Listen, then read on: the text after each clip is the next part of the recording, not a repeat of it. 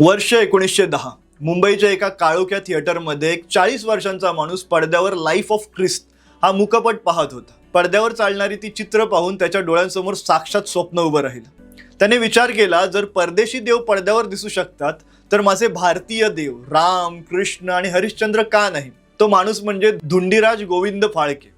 त्या काळी सिनेमा बनवणं म्हणजे नेमकं काय हेच लोकांना माहीत नव्हतं. सगळ्यांनी त्यांना वेड्यात काढलं.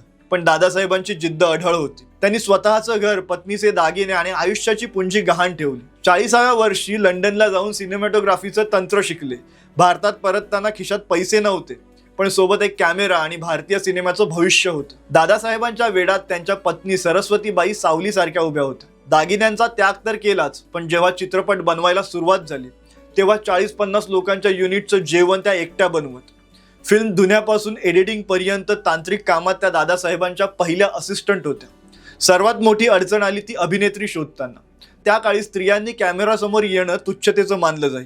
हरिश्चंद्रांच्या पत्नीची तारामतीची भूमिका करायला कोणीच तयार होईना. शेवटी दादासाहेबांनी एका हॉटेलमध्ये काम करणाऱ्या साळुंके नावाच्या पुरुषाला शोधलं आणि त्याला साडी नेसवून पडद्यावर हिरोईन बनवलं.